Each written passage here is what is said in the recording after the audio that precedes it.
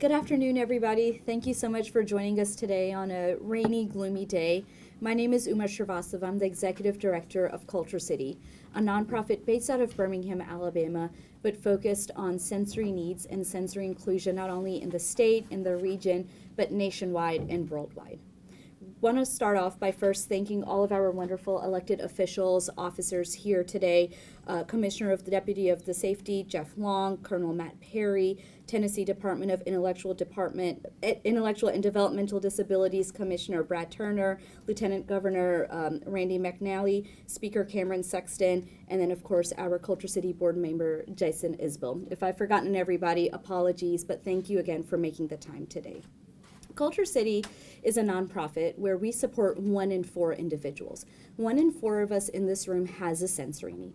It could be autism, anxiety, PTSD, dementia, Parkinson's, or even a whole host of other rare genetic or undiagnosed conditions where folks get overwhelmed due to crowds, lights, sounds, other stimuli in their environment. Furthermore, 84% of individuals with disabilities have invisible disabilities. So they look and feel like us. They don't have hearing devices or use wheelchairs or canes or crutches. And so for those individuals, oftentimes when we look at them, we'll overlook them and say, oh, he looks typical or she looks typical. But when you talk to them, you understand and realize that they have a sensory need that might prohibit them from doing day-to-day activities or at certain events. And so what Culture City does is we train and certify venues and organizations. So whether you're the Nissan Stadium, Bridgestone Arena, the Predators, Adventure Science Center, folks are able to go in and enjoy these venues and these events day in and day out. Branching out, we've started training first responders. First responders are a very critical part of our community. They keep us safe, and we want to make sure they've got additional tools in their toolbox to ensure that when they address an individual with a sensory need, they've got the proper tools. So we've provided them with training that each of these officers took, as well as sensory bags that they keep in their vehicle. So if they come across a situation, they can pull out these bags and utilize it. We'll be going into a lot more detail with everybody here, and so first off, would like to invite the Commissioner of the Department of Safety, Jeff Long, to speak. Thank you. Thank you, Emma. Thank you also to Lieutenant Governor McNally, Speaker Sexton, for being here for this exciting announcement today.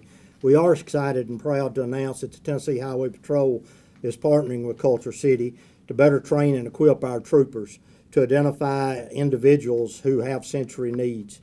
We all know that the lack of understanding can at times create a tense encounter with law enforcement, potentially leading to unnecessary dangerous situations due to simple misunderstanding of the individual's situation. Commissioner Brad Turner of the Tennessee Department of Intellectual and Development Disabilities is here today, and we'll talk more about the challenges aspect shortly. Today, the Tennessee Highway Patrol is committing to being part of a solution and also a leader in interacting and helping those with sensory issues. The Tennessee Highway Patrol will become just the second statewide agency in law enforcement in the United States and the first law enforcement agency in Tennessee to have all road troopers trained and certified as sensory inclusive. Thanks to Culture City, all road troopers will have sensory bags in their patrol vehicles that will assist them in their interaction with individuals with sensory needs. Troopers will also have a decal on their patrol vehicles to identify to the public and their sensory training. Colonel Perry also will discuss that a little bit shortly. Lastly, I would be remiss if I didn't say how proud I am of our troopers. I am amazed at their bravery, their selfishness, their humbleness, and the desire to serve and secure and protect the citizens of Tennessee. They are the best of the best. The Tennessee Highway Patrol is one of the most respected law enforcement agencies across the nation. These men and women make a difference in people's lives for the better. They put their lives on the line for people they have never met. They are that thin blue line between chaos and order. Thank you for being here today. Thank you so much. And now I'd like to invite Colonel Matt Perry to come speak a little bit on the training and certification of the troopers. Thanks, Emma. Commissioner, thank you for the kind words. Speaker Sexton, Lieutenant Governor, I appreciate your support of the Highway Patrol and kind of what we're trying to do to make our agency and ourselves a little bit better. We are proud to have partnered with Culture City to provide our troopers with additional sensory training. Many of our troopers have already attended some form of sensory training. It's mandatory, but this is kind of the next step of us trying to learn more and grow. The training that our troopers received helps everyone with sensory needs, not just those with autism. I think you've heard Uma say that the information the training we've received helps us deal with individuals in stressful situations. We all know an interaction with law enforcement creates stress for everyone, not just people with autism, certainly people with PTSD, adults with dementia, Parkinson's disease, even stroke patients, and just to name a few. Learning more about sensory needs and how to better engage with individuals with sensory needs will help our agency become more effective communicators and problem solvers. As we learn more about individuals with additional sensory needs, we understand that for them, an encounter with law enforcement can be a traumatic experience. Every trooper will receive a sensory bag, I think like the one here, that contains items that can help lessen sensory overload and will help us to engage with each individual. These bags are designed to help manage sensory needs in both adults and children. We will also place a Culture City decal, as you heard, on all our vehicles to let everyone know, certainly those with sensory needs, that, troopers are someone they can talk to, they can reach out to and ask for help, and hopefully, their anxiety will be a little bit lessened. Increasing the safety of the community and our troopers is our top priority. This training provided by Culture City greatly enhances troopers' awareness and understanding of individuals with sensory needs. Thank you. Thank you. And before we invite our next speaker, I'll actually show the sensory bags here. So pretty standard sensory bags. You can find the same bags all throughout the venues that I mentioned here in Nashville and across the state of Tennessee. Each of the bags comes with a visual thermometer. So on one side, it has different emotions somebody could be feeling. So let's say Colonel Perry encounters somebody, he or she is not speaking at the time, not verbally. He can pull out this card and I could point to terrified. All right, now Colonel Perry has an idea of what this person is feeling and can address the situation based on that thought. On the backside are different things that they might need. So again, somebody could point to, I need a quiet area, or I need to move. And now Colonel Perry or his officers now know, all right, this individual needs this particular thing. Let's work on getting that. We all like to fidget every now and then. I know some folks are fidgeting with their rings. Some people are fidgeting with their hand in their pocket. So we've got different fidgets of different textures that individuals can use. So as Colonel Perry is writing up a report or is looking up a car detail and somebody's anxious, they can use this fidget to kind of decompress and help themselves regulate as the situation is being resolved. Another item that we have are headphones. These are noise canceling headphones. We love our first responder vehicles, but they get pretty loud sometimes. And so these headphones assist in muting that noise along with other external sounds. It's not completely noise canceling, so you can still hear instructions being given by a caregiver or an officer. So these are kind of tangled up, apologies. But again, you can put on these headphones and they help individuals kind of blur out the external noise and focus in on the environment at need. Cool thing is everything in the bag, and the bag itself can be wiped down with an antibacterial or a Lysol wipe, so officers can reuse these multiple times and they're not having to, send these off somewhere to get cleaned, etc. And so these are our lovely sensory bags. And with that, I would love to invite Commissioner Brad Turner from the Tennessee Department of Intellectual and Developmental Disabilities.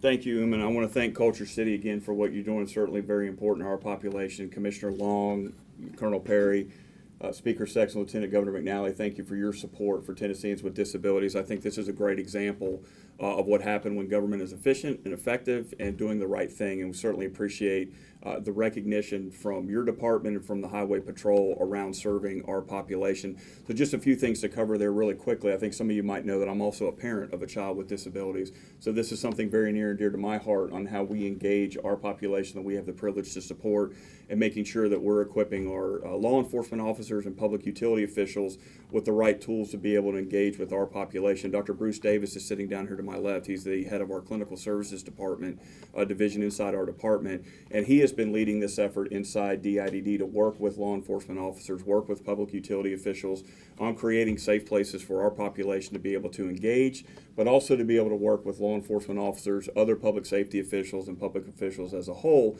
in how do you engage our population and recognize signs of distress.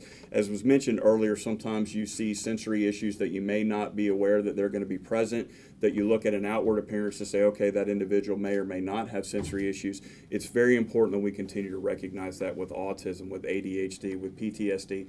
Autism diagnoses are on the way up. ADHD diagnoses are on the way up. So what we want to do is work with our law enforcement officials. We're grateful for what you do for Tennessee every single day. I think it's a nice number that you shared there, that we're number 2. We're the second state to do this and engage, and I think it speaks to the value that Tennessee sees in Tennesseans with disabilities and making sure that they're going to meet the needs of Tennesseans that are in crisis, but it also helps us de-escalate situations and create narratives that tell a good story, because oftentimes we see challenging stories with law enforcement officials. I too want to say how much I appreciate what you do for our population, what you do for the state of Tennessee. We can't do our jobs without working with very good partners in the Tennessee Highway Patrol and in the legislature to serve Tennesseans with disabilities every day, and that's what we're going to continue to do. We want to challenge ourselves to figure out ways to be better, to make sure that we're meeting the needs of every single Tennessean that has disabilities, that might engage with public safety officials and law enforcement officers, and make sure that they're equipped to be able to do that job. So we stand ready to continue to partner with the THP and with the legislature in meeting the needs of Tennesseans with disabilities, and we're going to continue that moving forward for the sake of Tennesseans with disabilities and the state as a whole. Thank you. Thank you, Commissioner, for sharing your personal story. Now I'd like to open the floor up to Lieutenant Governor Randy McNeely, if you'd like to say a few words. Thank you.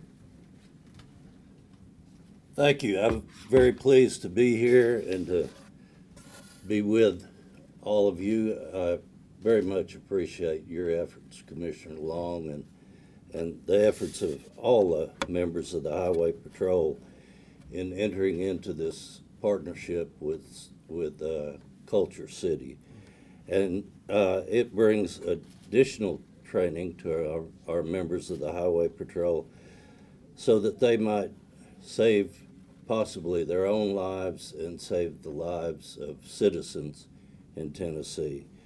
And as a result of the program, the officers will be better equipped to assess different situations and to protect the public as well as themselves, and to deal with the difficult situations your officers have to deal with on a daily basis. I greatly appreciate the Highway Patrol and what they do to protect our citizens.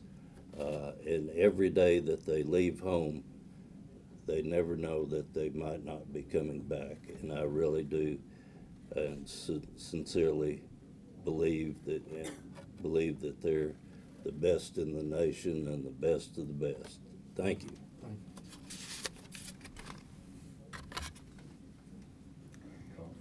Thank you, Lieutenant Governor. Now I'd like to open the floor up to Speaker Cameron Sexton, if you'd like to say a few words. Thank you. Well, thank you all, and Colonel, when I see blue lights, I do raise. Even if they're not coming at me, they still get a reaction out of you. So it's great to be here today. Thank you to be here with the commissioners and the Colonel and Lieutenant Governor, and with your city, and you, Jason, who's on the board of a very good organization that are trying to help people every single day. And I have many constituents. I've had a few constituents. Melissa is one of them in my community who has talked about this for years, and talked about sometimes when she gets pulled over, about maybe things get escalated due to the lack of the resources and the abilities and the knowledge of understanding what she's going through with her sensory issues. And so this is a great opportunity, and hopefully we can make this statewide, all across law enforcement, but also not limit it to law enforcement. Because I think as people of our great state, we should never assume someone is or isn't, but we need to have the resources and the ability to recognize people who have sensory issues when we're talking to them or working with them, so that we have a better understanding of how to interact and not misread someone based off body language or something else. And so this is a great step with law enforcement to just make sure that when you have a routine traffic stop, it doesn't become unroutine and lead to something that it should not go to, simply because of a lack of awareness, a lack of resources or tools to keep it merely a routine traffic stop. So appreciate the partnership that you all are doing, Commissioners and Highway Patrol, Lieutenant Governor, and thank you for your organization in bringing this to light. And being the second state is good, and the first in Tennessee is even better. But this will make a difference every single day in our state. So thank you. Thank you, Speaker. You echo our sentiments. We hope that every city, big and small, in Tennessee will now raise their hands and say, we want this training. Best for last, I'd love to invite our board member, Jason Isbell, to come up and share a few words. Thanks, Uma. So yeah, I really appreciate the Tennessee Highway Patrol. Thank you so much for what you're doing. Speaker Sexton, Lieutenant Governor, thank you all for being here. This is a huge deal for us. I was brought into Culture City a while back by Dominique Wilkins, who the human highlight reel, played basketball for the Atlanta Hawks. Dominique told me he has a child with sensory needs, and he wasn't able to take his family to a basketball game at the arena where there's a statue out front of Dominique Wilkins until Culture City put the room in there for Dominique to take his family. And, it helped people around him understand what was going on, and it helped him have somewhere to take his child out of the situation and relax for a little while and come back and enjoy the game. So that's really what hooked me with the Culture City mission. But then shortly afterward, we learned about an incident in Salt Lake City where a young autistic man was shot, and he survived, but it was a situation where a lot of people in Salt Lake thought that it could have been handled a little differently if the officers in question had been trained. So Joe Ingles and his wife Renee, Joe also a basketball player. I think I'm the only person who can't play basketball on the board. Joe played for the Utah Jazz, and his wife Renee was a netball player. But they talked to the city of Salt Lake and Mayor Aaron Mendenhall, and they got the training through for the Salt Lake City Police Department, and within days there were positive results. There was a man who came to the police department who was autistic and I think attempting to end his own life. So he was out in front of the police department intentionally starting trouble, and someone who had been trained with the Culture City program understood how to de-escalate the situation. One of the officers said, take the lights down, take the noise down. And I know sometimes if somebody's causing trouble in public, the typical response of getting louder and turning the lights up brighter works. I know it worked for me. Every time I was arrested, it really snapped right there. But that was all in Alabama, so that wasn't in any of you guys. But I just want to say that we're really happy about this, and we think it's going to help a lot of families, and it's going to save some lives, and it's going to be something that brings law enforcement and the community that they're serving closer together, and it's positive news, and I love spreading positive news about the state of Tennessee, where I now live. So thank you very much for this, and thank you all. Thanks, Emma. Thanks a lot. Thank you, everybody. We have a plaque of dedication and thanking that we'd love to present to the commissioners and Colonel. We do have a couple of state trooper cars parked outside with the Culture City decal. Hopefully Mother Nature is not raining right now, and we have the opportunity to go take some pictures there. So we'll give them the plaque here, and then we'll walk outside to grab some pictures of the cars, pending weather. But thank you, everybody. Lieutenant Governor, Speaker, we'll get everybody. Jason, come on in. Jason. Want me in here? Okay. I don't need to be in the middle. I should be on my own. You should. Maybe No. You're in the middle.